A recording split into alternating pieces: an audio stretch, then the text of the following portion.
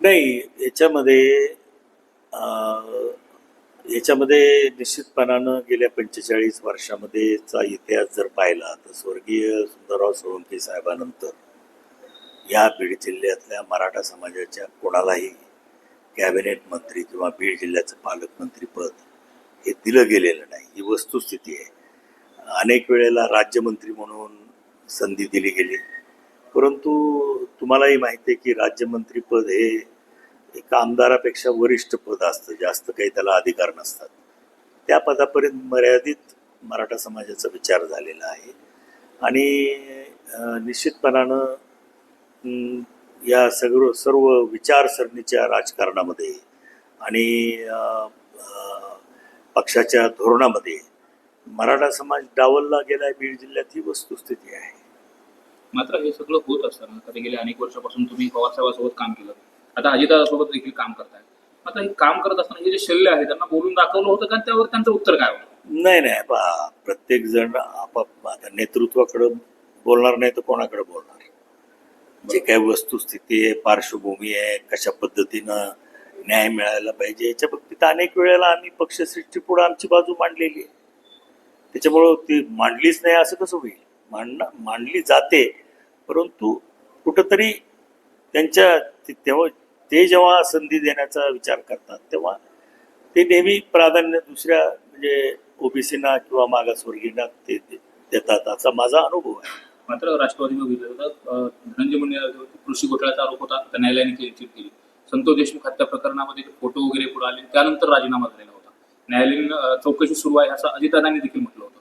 नेमकं या सगळ्या प्रक्रिया झाल्यानंतर परत त्यांना त्याच पदावरती ठेवलं जाईल का काय? तुम्ही आता एवढ्या वर्षापासून तुम्ही सोबत काम करता.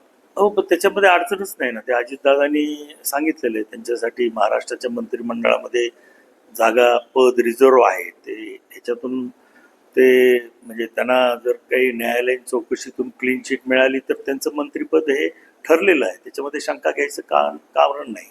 आणि जिल्ह्यातल्या कोणाला तरी मंत्रिपद मिळतंय, माझ्या पक्षातल्या मिळतंय. आजपर्यंत त्यांचे आणि माझे अतिशय चांगले संबंध राहिलेले आहेत आणि एक ज्येष्ठ म्हणून त्यांना जर संधी मिळाली तर मला सुद्धा आनंद आहे. त्यांना आणखीन मोठी संधी मिळावी, महाराष्ट्राचं नेतृत्व करण्याची संधी मिळावी, अशा माझ्या त्यांना शुभेच्छा आहेत. मात्र तुम्ही अनुभवी आहात, तुमच्या बाबतीत तसा का विचार केला जात नाही? दुसरा त्याला जोडून प्रश्न की हे सगळं होत असताना असे राष्ट्रवादीमध्ये लायबल माणसं नाहीत का की जे मंत्रिपद दुसरे? नाही, आता हे बघा, हा प्रश्न काही माझं मी याचं उत्तर देऊ शकत नाही. हा प्रश्न पक्षाच्या नेतृत्वाला विचारला पाहिजे, तेच याचं समर्पक उत्तर देऊ शकतील असं मला वाटतं. दादा, आपण निवडणुकीच्या आधी तर राजकीय रिटायरमेंट घेणार होतो, तरी पण तुम्ही मैदानात उतरले. त्या आधारे सुद्धा पक्षाने तुम्हाला मंत्री करावं ही अपेक्षा नाही, तसं नाही. ते मला मंत्रिपद करावं म्हणून मी निवडणुकीच्या रिंगणात आलेलो नाही, परंतु परिस्थितीचा विचार करून ही सीट राष्ट्रवादीला मिळावी, एक आमदार राष्ट्रवादी पक्षाचा वाढावा म्हणून ऐन वेळेस म्हणजे मी निर्णय तो घेतला.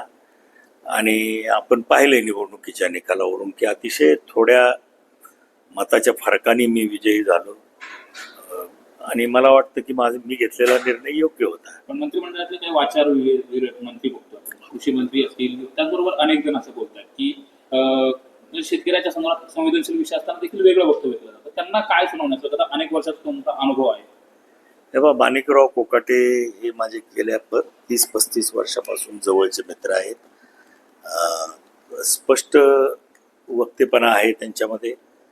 कोणाला हे आपली मतं म्हणजे कोणाची भीड न बाळगता प्रांजळपणे व्यक्त करणं हा त्यांचा स्वभाव आहे. परंतु म्हणजे त्यांना शेतकऱ्याबद्दल काही वाटत नाही असं म्हणणं चुकीचं आहे. ते हाडाचे शेतकरी आहेत. दुर्दैवानं महाराष्ट्रातील शेतकऱ्याच्या समस्या ह्या अतिशय वेगळ्या आहेत. तुम्हाला माहिती आहे की मागच्या 12 वर्षापासून 13 वर्षापासून सोयाबीनचा भाव स्थिर आहे, कापसाचा भाव स्थिर आहे. आता याला जास्त बाजारभाव देण्याचं काम केंद्र सरकारने, राज्य सरकारने, किंवा जर बाजारभाव देता आला नाही तर उत्पादन खर्चावर आधारित सबसिडी देण्याचं काम सरकारने करावं, तरच ही परिस्थिती सुधारणार आहे. शेतकरी काबाड कष्ट करतो, निसर्गावरती त्याची शेती अवलंबून आहे. आणि पीक चांगलं जरी आलं तरी त्याला बाजारभाव मिळत नाही. अशा दुष्टचक्रातून शेतकऱ्याला बाहेर काढण्याचं काम केंद्र शासनाला, राज्य शासनाला हे करावं लागणार आहे. त्याच्यासाठी फार मोठा निधी लागणार आहे. त्याच्यामुळं सहजासहजी नजीकच्या भविष्य काळात ही परिस्थिती बदलेल असं मला वाटत नाही. ज्या काही उपाययोजना करायच्या आहेत त्या राज्य सरकारने, केंद्र शासनाने एकत्रित मिळून करायच्या आहेत. काही चांगली पावलं त्या दृष्टीनं राज्य सरकार टाकतंय. मराठवाड्याचा विचार केला तर कायम मराठवाडा दुष्काळाशी सामना करतोय. इथं पाण्याचं म्हणजे पावसाचं प्रमाण पुरेसं नाही. त्या दृष्टिकोनातून आता उल्हास खोऱ्यातून 54 TMC पाणी मराठवाड्यामध्ये आणण्याला सरकारने मान्यता दिलेली आहे. इतरही काही मार्गातून मग ते कृष्णा खोऱ्यातून अधिकचं 30 TMC पाणी मराठवाड्याला देण्याबाबतही देवेंद्र फडणवीस साहेबांनी पुढाकार घेतलेला आहे. आणि मग हे पाणी उपलब्ध झाल्यानंतर काही प्रमाणामध्ये निश्चितच मराठवाड्यातला जे काही कोरडवाहू शेतकरी आज संकटाशी सामना करतोय त्याला पाण्याची उपलब्धता जर झाली तर त्याचं जीवन निश्चितपणानं सुखी होणार आहे. मात्र